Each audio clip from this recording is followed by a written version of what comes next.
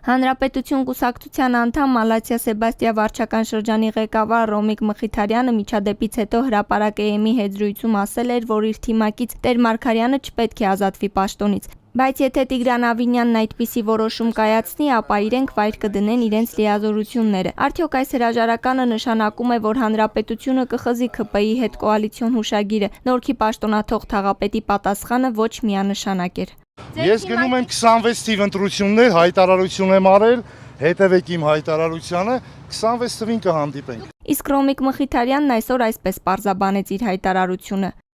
Ես ասել եմ, եթե հեռացնեն։ Դե հիմա հրաժարական ա տվել, ձեր խմբակցությունը Տարբերությունը չեք զգում։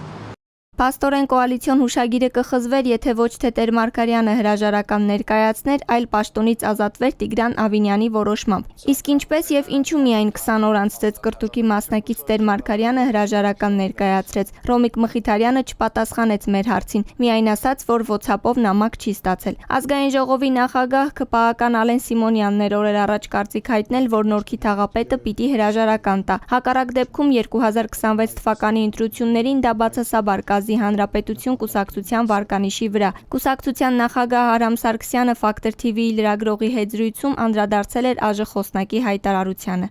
Մենք Ալեն Սիմոնյանի ասելուց հասկացանք, որ քաղաքացիական պայմանագիրը դատապարտում է նման գործելավոճը եւ գտնում է, որ Տիգրան Տեր-Մարգարյանը պիտի հրաժարական տա։ Մենք այդպես չենք գտնում,